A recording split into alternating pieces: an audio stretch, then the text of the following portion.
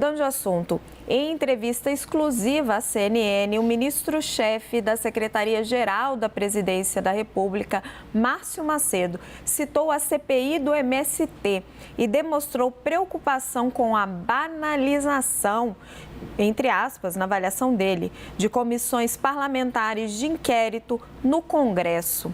Vamos ver. Acho que a CPI é uma ação do Congresso Nacional que nós temos que respeitar. Eu tenho muita preocupação com a CPI para não banalizar um instrumento importante como é a CPI e também não passar uma ideia de que o Congresso Nacional é policialesco e que é órgão de controle. Quem quer se arriscar? O Congresso... Mas é órgão de controle. A CPI... Não, vamos, Janaína. Peraí. Além de legislar, o legislativo tem o poder, dever de fiscalizar e, por conseguinte, controlar o poder executivo. Faz isso em vários momentos. No momento do orçamento, no momento de avaliar, né, no caso federal, a abertura de créditos extraordinários e também no momento das comissões parlamentares de inquérito. Então, é sim órgão de controle. Eu achei interessante essa parte da fala do secretário, né? O ministro Márcio Macedo. Eu achei interessante. Caio, estamos tendo uma banalização do uso de CPI, são 3 na Câmara, mais a CPMI. Não, é instrumento de minoria, clássico, né? Assim, no governo passado também houve diversos pedidos, alguns diretamente relacionados à luta política, outros nem tanto. No caso da CPI do MST, no caso da CPMI do 8 de janeiro, eu vejo o fato determinado muito mais na CPMI do 8 de janeiro do que na do MST, né? Você tem um curto período, você já teve 4 CPIs investigando o MST neste século, né? Em 4 situações diferentes.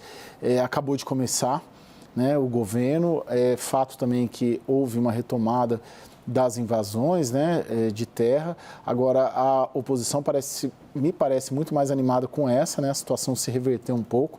Ela estava animada com a CPMI do 8 de janeiro, mas conforme foi vendo o avanço das investigações relacionadas ao 8 de janeiro e também o fato determinante, crucial, de que na CPMI do 8 de janeiro não haverá, muito provavelmente, uma maioria oposicionista, ela refluiu um pouco. Então, está direcionando muito dentro dessa CPI do MST, que neste curto espaço de tempo, 4, 5 meses de governo, é difícil nós verificarmos ali, vai ser difícil, né? E ainda mais com uma CPI no encalço, uma correlação muito grande do governo, para além do fato do governo se relacionar, receber, abrir as portas dos gabinetes, isso é fato, né? Isso nós já noticiamos aqui para o MST, mas eu tenho dúvida ali aonde essa CPI vai chegar, para além do fato de uma relação muito estreita do movimento com o governo. João, me chegou a informação de que amanhã, ou máximo quarta-feira, a gente deve conhecer os membros da CPI do MST. Muito provavelmente vai ser assim, maioria de parlamentares da frente parlamentar agropecuária. Dificilmente os partidos de centro vão conseguir ceder espaço para parlamentares que não sejam dessa frente. Então vai ser ali uma tropa de choque pesada contra o governo. Qual é a sua expectativa em relação a essa CPI? Eu acho que, primeiro que faz parte do jogo CPI, né? Nos governos anteriores, o PT também teve seus assodamentos e sempre querendo criar CPIs. Então, isso faz parte do jogo. Eu acho que essa CPI específica do MST, ela é consequência de um esforço muito grande desse governo de incorporar o MST institucionalmente. Eu não me lembro nos outros governos petistas, obviamente, sempre houve uma proximidade com o MST, mas nesse governo há um esforço, no primeiro escalão, inclusive, de normatização e de institucionalização do MST. Quase que trazer o MST para a opinião pública como assim, um conhecimento sobre essa instituição, sobre a entidade e sua atuação tentando desmistificar, etc. Agora, ainda paralelo a isso, o MST mantém a sua linha, continua com declarações muito contundentes. O João Pedro Stedley, essa semana mesmo, deu uma entrevista mantendo o seu tom habitual. Houve a onda de invasões e, por outro lado, você tem o setor agro assustado, chateado, para dizer o mínimo, né, com uma força enorme no Congresso, né, que está reagindo. Isso é um reflexo um pouco do incômodo de toda essa bancada agro e dos seus agregados ali em relação a essa ação do MST. Agora, eu não consigo ver, por enquanto, pelo menos o objeto final dessa CPI, no sentido onde que ela vai chegar, mas certamente ela já vai se tornar um palco aí de ataques e de críticas ao governo, num momento que não é nada bom, ainda mais no início do governo, pro governo Lula. Inclusive, um governo que precisa tentar se aproximar do setor agro, porque até o momento não conseguiu. Joel, quero te ouvir sobre a questão que eu vou colocar agora de MST e depois quero ouvir também o Caio, que eu sei que apura muito esse assunto. Nessa semana que passou, a gente teve a feira do MST. O Lula não foi, estava convidado, era esperado, o ministro Alexandre Padilha também não foi, mas estiveram por lá o vice-presidente Geraldo Alckmin e mais, eu acho que 6 ministros. Estamos falando de Paulo Teixeira, Desenvolvimento Agrário, Márcio França, Portos e Aeroportos, Gabriel Galípolo, que estava interino do Fernando Haddad, tinha até um cartaz ali mostrando Fernando Haddad, segurando produtos do MST, Paulo Pimenta, da Comunicação Social, Márcio Macedo, que deu essa declaração, Secretaria-Geral da Presidência, e Luiz Marinho. O que isso te diz, para você e depois para o Caio, da relação do governo com o MST?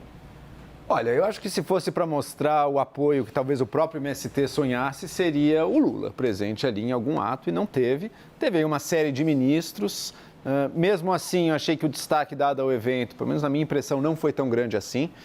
E a gente está vivendo um momento em que o MST tem, cada dia que passa, buscado pegar um pouquinho mais para si. Ele sabe que ele tem interlocução com esse governo, inclusive a presença dos ministros aí é prova disso, mas ele sabe também que nada será dado a ele de mão beijada.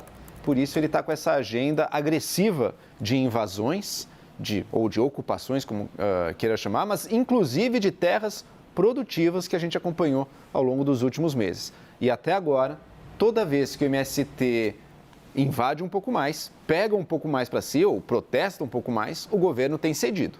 O que me leva a acreditar que o MST continuará com essa política de invasões. O próprio Stedley, que foi inclusive premiado com viagem para a China junto do Lula, espero que, vamos ver como é que vai ser daqui em diante, mas até pouco tempo atrás o governo estava realmente premiando o MST a cada nova invasão. O próprio Stedley disse, isso aqui é uma arma política. Nossa, dessas invasões não é nem aquela invasão da terra que eles realmente querem assentar, né? É uma invasão mais para causar um barulho, causar uma movimentação das autoridades e colocar o MST num patamar superior de força para poder negociar mudanças ou cargos ou terras que eles queiram.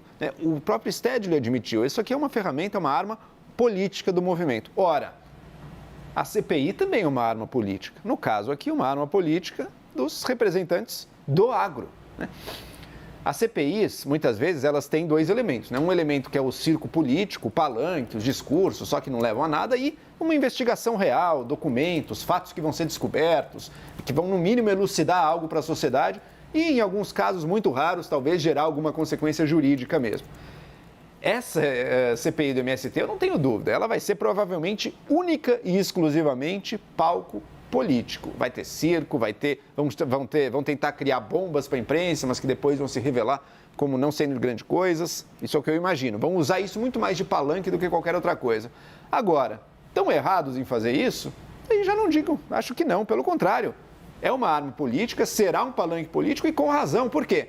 Porque as invasões do MST, que desestabilizam o campo, que criam uma insegurança jurídica, que criam uma situação, às vezes, perigosa até de enfrentamento, essas invasões deram a justificativa. Eles armaram o palanque para a oposição subir. Então, que a oposição suba mesmo no palanque constrange o MST com essa CPI, quem sabe, já que o governo não está fazendo a sua parte, né, e quem sabe isso promova algum tipo de mudança.